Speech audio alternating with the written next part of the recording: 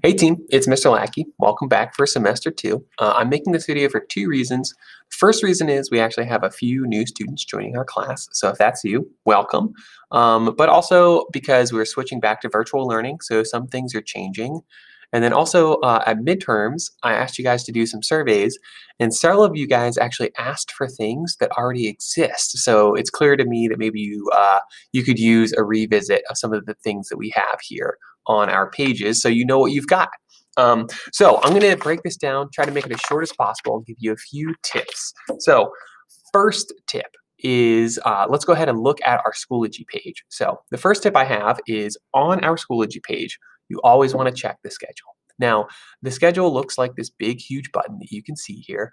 Note, when you log into Schoology, it takes you to the home page. You don't see this stuff from the home page. You actually have to click on our class to get to a page that looks like this. Once you're here, hopefully if you're on a computer or a Chromebook, you're going to see these big buttons, and the first big button you see says Schedule. If you're checking on your phone, those buttons aren't there, but right below this it says Important Links for Phone Users. The first link still says Schedule. So even if you're on your phone, you can find this. So let's go ahead and click this thing. So when you click it, it's going to open a new document that looks something like this. This document has every day. Right now it's updated for the end of last semester. I haven't put up the new stuff yet. And as you scroll down it, you can see previous weeks, right?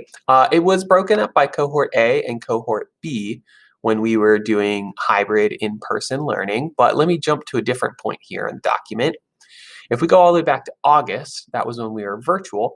For the next week or two, the document's going to look like this. So I have a suggested daily schedule. So you can see this was back on August 31st. Monday, Tuesday, Wednesday, Thursday, Friday. I've just got suggestions of things you can do each day.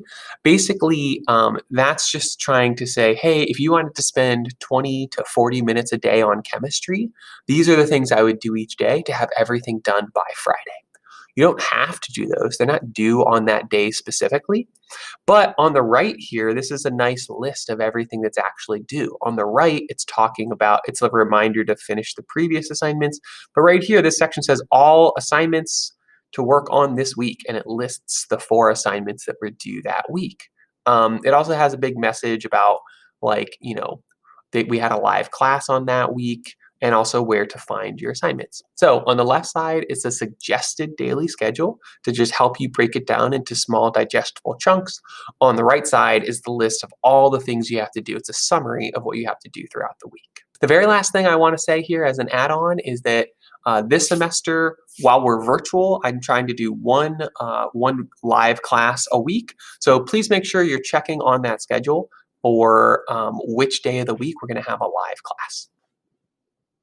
All right, tip number 2 is from our Schoology page, don't skip straight to quizzes. On the right here, where it says upcoming, you will often see things like quizzes listed. And most of the quizzes when we're virtual, they're all open note, right? The reason you shouldn't just click right on that and think that that's the only thing you have to do is because that's often just one little piece of the story. So let's say you look at the schedule and the schedule says, go to assignment 2.10 and check out the video, then do the quiz.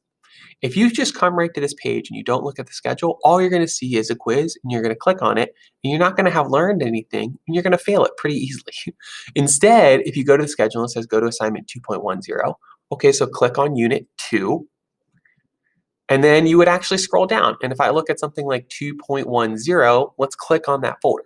Inside, there's a whole bunch of stuff. So it said, here's a link to a handout. Here's a video that was supposed to go with that handout. So it's basically video notes that you fill in on a handout. And then you take the quiz. All of the quizzes from home are supposed to be easy 100%. They're kind of just a way to double check that you actually did the thing that we were asking you to do. But if you take the time, you watch the videos or do the simulation, the quizzes are very, very easy. However, none of this stuff up top, the handout, the video, that's not for a grade. The way you get credit is by actually doing the quiz, right? Because the quiz covers the content from the handout and from the video. The problem is we have lots and lots of students who just skip those steps. They click right to the quiz and then they fail it. And then they're really in trouble because the easiest assignments in the class, they're not passing, right? So don't skip straight to the quiz. you want to make sure you actually check out the folder and see what things you're supposed to do before you do the quiz. Tip number 3, this semester I'm going to change it up a little bit. I'm actually going to have all of your assignments due on Friday instead of Sunday. Lots of my students last semester said that they didn't like all of their work being due at the exact same time, and several people actually said they wished it was due sooner so it would motivate them to work on it. So I'm going to go ahead and make all the due dates Friday at midnight this week, and then I'll keep that up moving forward. So hopefully it'll motivate you to get your work in a little bit earlier.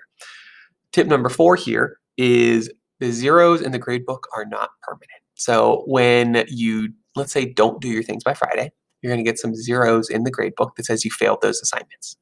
A 0 in the gradebook is just a motivator for you to actually do the work, because if I don't put those zeros in, sometimes people never do the assignments. But very often when I put in zeros, lots and lots of people do the work. If you get a 0 in the gradebook and it totally destroys your grade, just know that doesn't mean you didn't miss the opportunity forever to do it, but it does mean you'll probably be failing until you actually go do that assignment, and then I will update your grade. I won't even give you late penalty for it, right? So if you happen to see a 0, that just means go do that thing, right? And again, don't click straight to the quiz. Go to the schedule, see what you're supposed to do, and then actually do the assignment. All right, thanks guys. Bye. Hey team, it's Mr. Lackey. And crap, let's restart that. 3, 2,